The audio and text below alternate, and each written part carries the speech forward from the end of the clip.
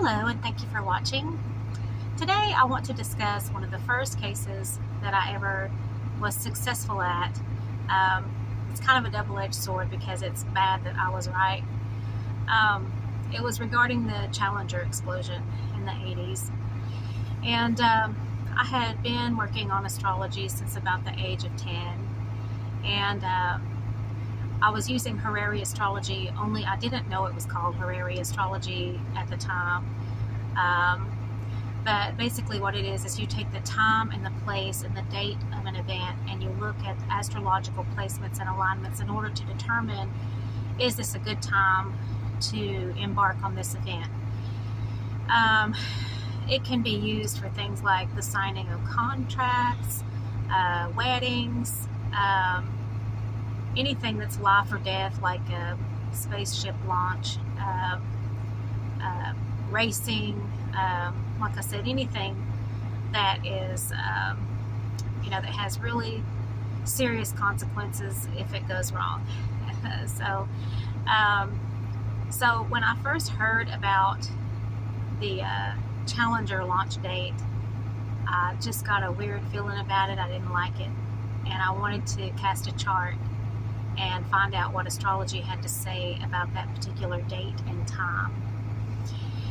Back then, there weren't computer-generated charts. It was the 80s, and so I had to draw the chart by hand and break out the ephemeris and draw the placements by hand with a paper and pencil and whatnot. And after looking at the chart less than a minute, I was like, this is a terrible time to plan this event. And so I went to my father. I was living with him at the time, and I said I would really like to notify agencies concerned about this finding. And he was like, no, I really don't want you to do that, because if you're right, it's going to be a freak show, and if you're wrong, you're going to be a laughing stock, and I'm your father. It's my job to look out for you, and I don't think it's in your best interest to do this. He said also probably other astrologers and psychics, etc., were involved with the case and had probably already sounded alarm bells or were going to, and so he felt like it was basically handled by other people. And he was like, if you were 18, I wouldn't have a dog in the fight, but you're still my child, you're still living under my roof, I'm responsible for your well-being, and I don't think this is in your best interest. So I respected him, and I did not notify any agencies. I basically kept my mouth shut, and on the day of the launch, I didn't really even want to watch it because I knew how it was going to end, and it made me sad when I turned out to be right. And I went home later that day, and my dad was home, and he was kind of, really sympathetic that day. He knew I was upset. He tried to do his best to make me feel better, which I appreciated. But anyway, he has passed on now, and like I said, we were really close, and so if he had something to say about something, I listened, and I cared about his opinion, what he had to say.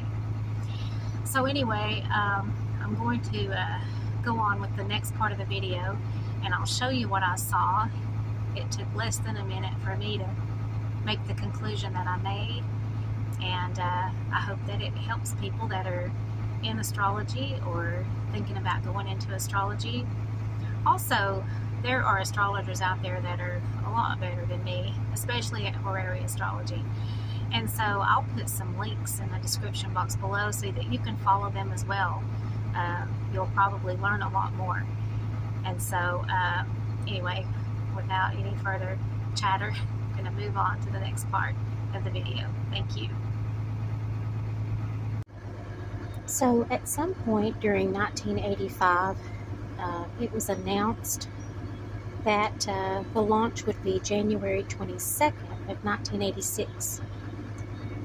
That is not when the launch occurred. However, it was rescheduled several times, and it didn't end up launching until the 28th. But because this is the first date that I actually heard, okay, I went with this date, and I didn't have a time, so I went with 12 p.m. And so this is what I saw. The first thing my eyes were drawn to was the 8th house. The 8th house rules death, and we have Sagittarius here. It's the 8th house cusp is in Sagittarius at about 11 degrees. No, I'm sorry, at about 6 degrees. Okay, and Sagittarius, one of the things that it rules is flight, and it's in the 8th house. All right, and so even though the launch did not occur at this time, for me, this signaled the birth of an event, the birth of an idea, and that's why I used this time and date. That's all I had to go on at the time. And like I said, for some reason, when I first heard about it, I felt leery about it from the start, and I can't really explain that. I just don't know. I just didn't like it. And then we have here the 7th house, which rules partnerships, contracts, and open enemies, legalities, that sort of thing. The number 7, for some reason, just popped out at me. I don't know why. But it turns out, if I'm not mistaken, Kirsty Macintosh was the 7th astronaut chosen for the project, and I believe that it was her talking. She was talking in an interview, and I think that's how I first found out about the January 22nd date. And so anyway, then I look and I see Scorpio here. All right, Scorpio is ruled by Mars and Pluto. Now, there's some astrologers out there that want to poo-poo all over Pluto and say it's insignificant, it's not a planet, it's just a moon. But I'm here to tell you, I believe Pluto is significant. A lot of times also, it's not used in horary astrology, but at the time, I was only 15 or 16. I didn't know about horary astrology. I was just using times and places and, for events, and not really realizing that was kind of like horary astrology. But a lot of horary astrology people poo-poo all over Pluto, and they say it doesn't count, and they don't use it in their astrological analysis when they're doing horary astrology. But I use it.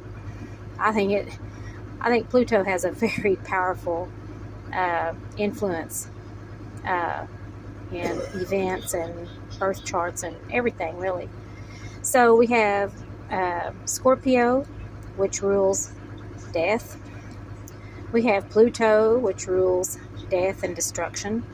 We have Mars, which rules also the sign of Aries, and it's a fire sign. And then we have the 7th house, the number 7 here. And the first thing that popped into my head is 7 people are going to die.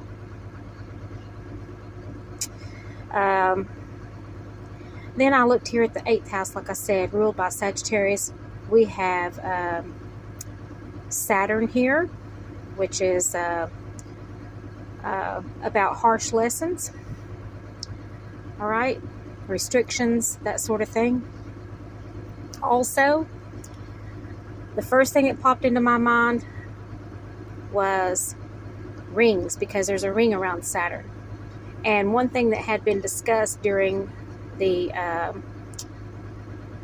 event was, or things leading up to the event, is I think somebody said something about O-rings, and something about they had to launch in certain temperatures to keep ice off of them, because they behave a certain way if they're frozen. I don't know, but anyway, so the rings around Saturn made me think of that there might be some kind of problem with the rings or O-rings. And then we have Uranus in the 8th house. Uranus, of course, wow. It rules things like sudden events, sudden changes, disasters, 911, ambulances, the sign of Aquarius. Uranus just makes me think of explosions. Mercury does too, but Uranus really makes me think of explosions. That's just an association I make. Also,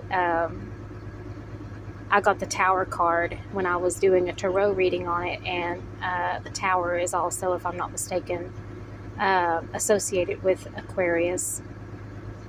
And the Tower, of course, represents explosions as well, destruction. So in less than a minute, I saw all of this, and I was like, that's it, I'm done.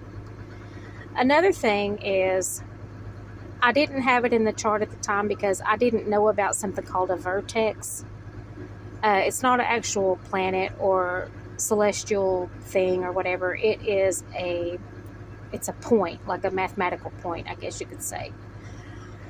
And later on in life, I got to looking at this again, and I calculated the vertex for this, and it was at 15 degrees Libra. And vertex is about fated events, things that you can't control. My sun, S-U-N, okay, as in the sun in the solar system, not my son as in my child. My sun is at 15 degrees Libra, and the vertex was at 15 degrees Libra for this event. And it was something that I wanted to do something about. I wanted to contact relevant authorities and let them know that astrologically this was a bad time for this launch. But it was beyond my control. It was something fated that I could not control. So in a way, I guess you could say I showed up in the chart where the vertex was, and it was dead conjunct 15 degrees Libra. Then we look over here, we see a 10th house stellium with Mercury, the Sun, and Venus.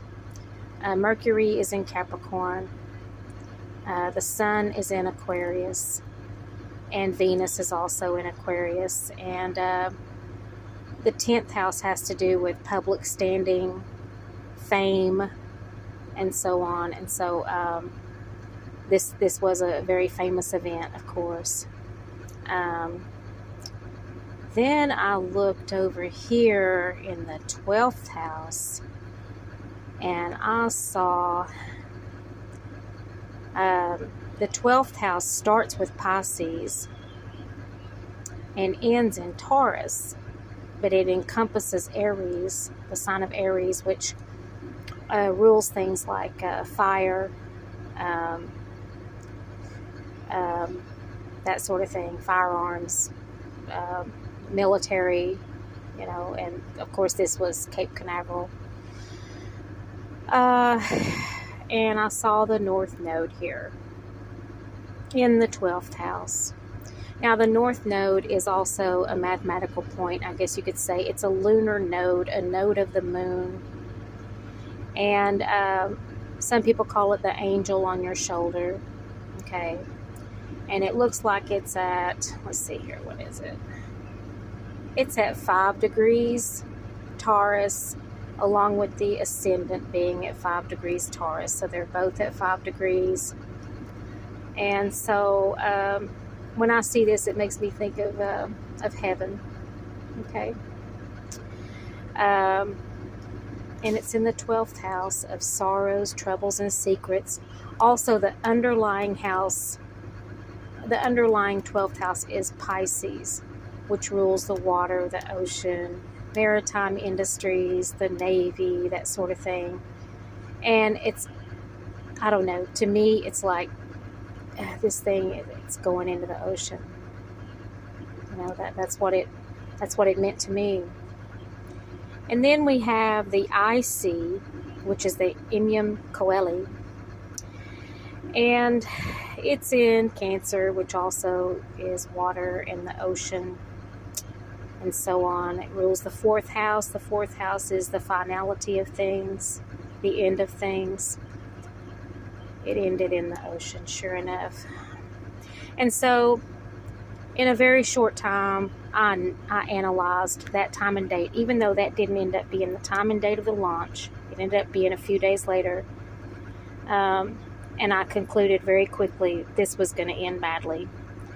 And so I'm going to do another video on this for the day that it actually did happen with that chart.